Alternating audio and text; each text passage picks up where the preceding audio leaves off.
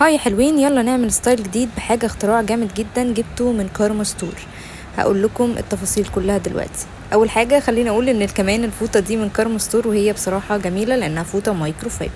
طيب دلوقتي احنا هنقسم الشعر لاجزاء. طبعا بتقسمي شعرك على حسب الجزء اللي انتي عايزاه.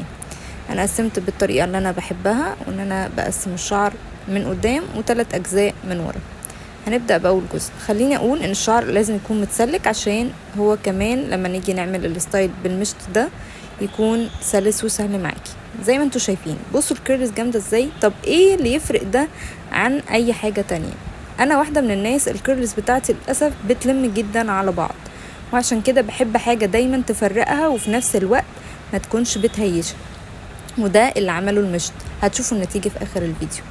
خليني اقول ان الشعر لازم يكون متسلك، علشان انا للاسف ما كنتش مسلكاه كويس، واعتمدت ان هسلكه بالمشط وانا بعمله، بس كان هيتقطع لو عملت بالطريقه دي، فسلكته كويس وابتديت اعمل بيه الستايلينج. وطبعا كل خصله بنعملها بنعمل سكرانش.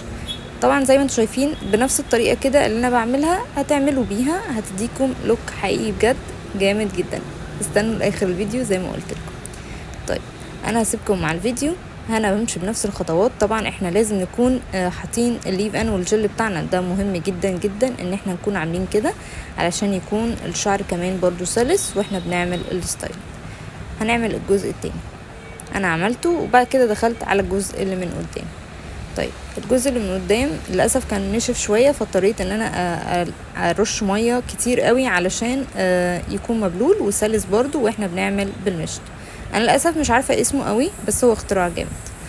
يلا بينا نكمل الجزء اللي قدام عشان تشوفوا مع بعض ايه اللوك النهائي بتاعي.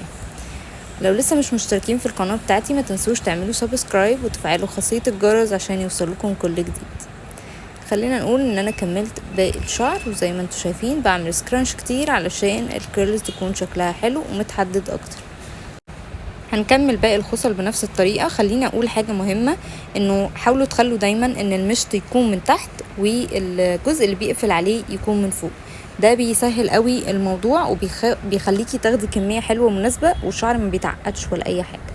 انا كده خلصت الجزئين وهبتدي انشف بالديفيوزر بتاعي، ودي كان فاينل لوك، ولكن هو الكيرلز ماسكه برضو نفسها فكنت محتاجه ان افك. بس خليني اقول اني حاسه بشكل غريب شويه عن كل ستايل ليا. اولا الكيرلي ما كشتش جامد قوي، حاسه انا واخده طولها شويه.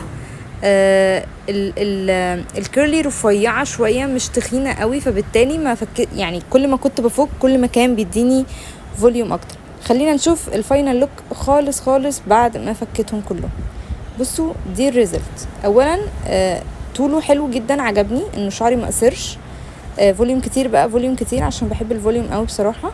بصوا ديفايند على الاخر. بصراحه كنت مستهتره قوي بالموضوع، بس هو بجد يستحق وطلع جامد جدا، فنشكر كارما ستور عليه. باي.